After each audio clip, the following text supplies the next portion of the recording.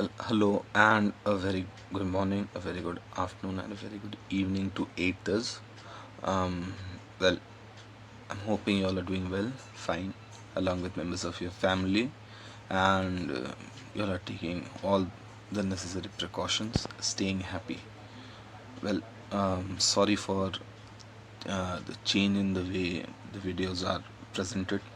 I'll be having to use this way because not keeping well for the past few days. So, when we talk of the French East India Company, we had talked of, or we did talk about the English East India Company set up in the year 1600, and the English East India Company started sending its delegates and it started setting up factories in different parts of India. Along with that, along with the English, the French also came in India and they also started setting up their factories. And the French East India Company, it was also set up around in the same time, 1664, and set up its base in Pondicherry. If you still go to Pondicherry, even you will find that there are, or Pondicherry still has that French flavor and taste to its life culture and to the and in its architecture also. So Pondicherry is one such place where you will find French influence in plenty. Now the French East India Company also had factories in Mahé, Yanam, Karaikal, and well, this there was a difference actually. This difference was that the English East India Company was a private company. It was a private company. It had its own investors. It had its own or it had different other people backing up the company. It was just given a the English East India Company was just having a grant or a royal privilege or a royal charter, which allowed it to trade with India and the other countries in the in Asia, whereas the French East India Company was which was largely controlled or completely controlled by the government. It was the government which decided in the day-to-day activities of the East India Company, and it was the government of France which was looking after the French East India Company.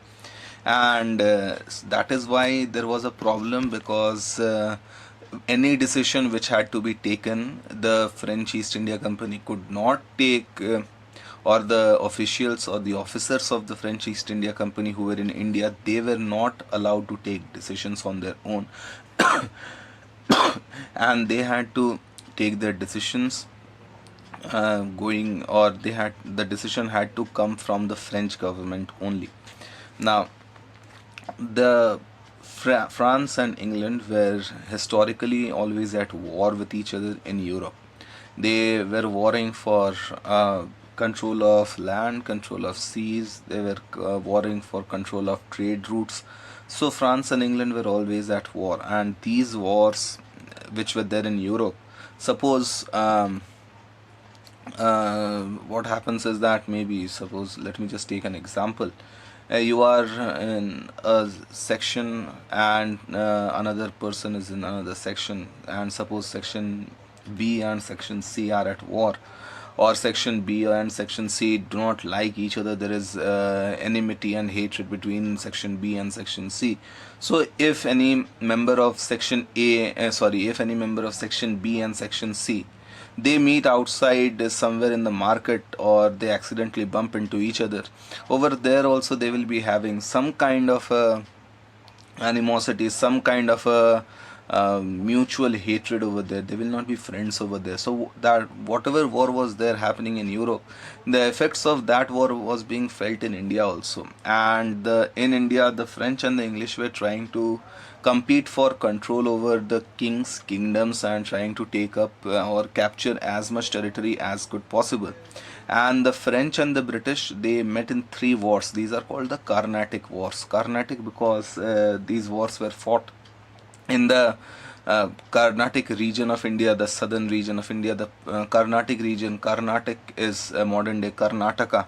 So the first Carnatic War, what happened was that this Carnatic War started because England and France were at war in Europe.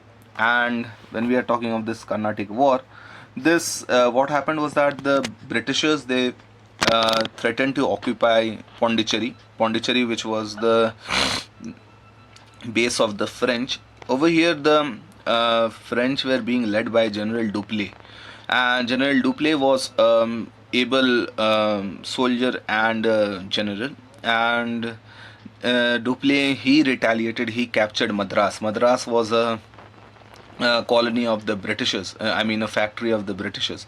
So Dupleix captured Madras, and the British, they appealed to the Nawab of Carnatic, who was Anwaruddin, and the Nawab sent an army, but was again, the Nawab also was defeated by the French.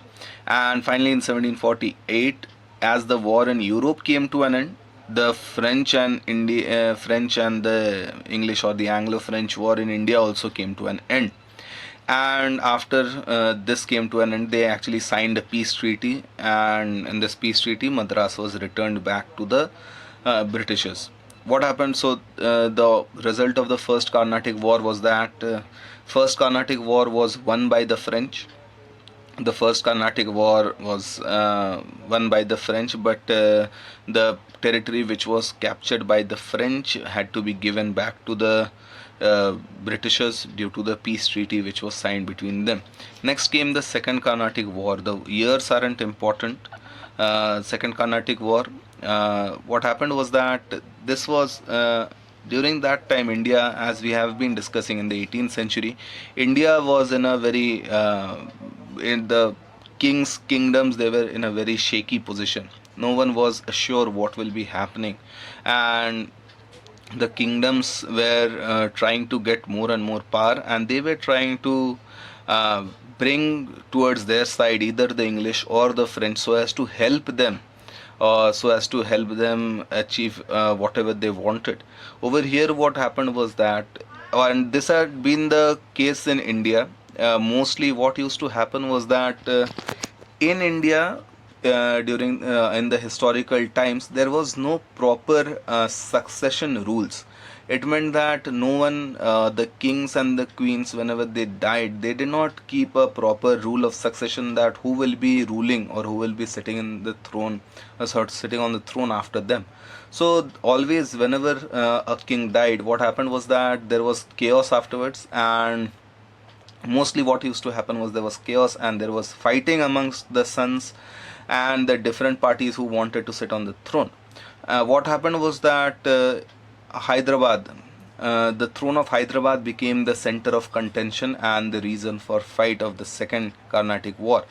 What happened was that the French supported someone and the British supported someone so as to sit on the throne of Hyderabad. The French supported Muzaffar Jung, and in the same time the British, they backed Nasir Jung. And what happened was that the French supported in the Carnatic area. What happened was French supported Chanda Sahib, and the British wanted to install Muhammad Ali. And what used to happen was that why the French supported someone and why the British supported someone, it was because the British, maybe the person whom the Britishers were supporting, that person had promised some kind of trading concession, some kind of privilege to the British. So the British wanted that person to sit on the throne. Same was the case in the it was the same in the case of the person who was being supported by the French. Maybe he had promised something to the French, so that person, or the French, were wanting that person to sit on the throne. And what happened was that after there was a war, and the British army defeated the French forces, and again peace treaty was signed, and Dupleix was called back to France. This was one of the fatal mistakes of the French East India Company. Dupleix was a very able soldier and general, but again, as I said in the starting, the French East India Company was controlled by the French government, and whatever the officials of the French East India Company who were there in India, they did not have direct control over the operations of the company in India.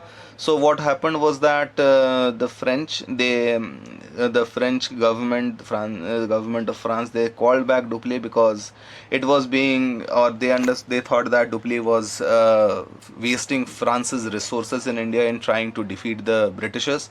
So he was called back, and this was one of the most important consequence of the Second Carnatic War. First was that France was defeated by England or the British East India Company, and the second thing was that French East India Company's most able general and soldier Dupleix was called back to France. Next, we have the Third Carnatic War. Now, what happened was that this Third Carnatic War happened because there was, if you just look at the years 1756 to 1763, you will find that the duration is 7 years, and it is this war was or is famously known as the 7 Years' War in Europe. And as the Europeans were fighting, or as they were fighting, British and French were fighting in Europe, the fight spilled to India also, and the British East India Company and French East India Company, they again came at war with each other. This was a 7 years war which was happening in Europe, and well, this started in 1756. The British forces again defeated the French forces over here, and the peace treaty was signed in 1763. Why? Because it was in 1763 only that the war ended in Europe, and the French were given back their territories in India, factories in India, but they were not allowed to fortify them. So the French could not maintain forts, and they could only serve as trade centers. So after the Third Carnatic War, the most important consequence was that the French stopped being a major force in India, major military power in India, and it was the French. Their influence could not match that of the Britishers, and the Britishers gradually went on to become the masters of India. So this was one of the most important thing. When we talk of Bengal, this British conquest of Bengal, what actually happens is that this part I've been talking in the first video also, the first video which was uploaded somewhere in April.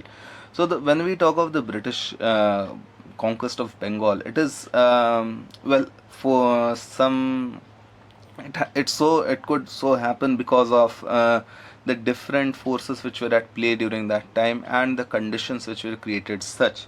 And what happened was that mainly when we talk of the British conquest of Bengal, well, let me leave till this part, because I'll be continuing with the remaining part of the British conquest of Bengal, Battle of Plassey and Buxar, in the next video lecture. Till then, please take care, stay safe, and stay well, please. Thank you.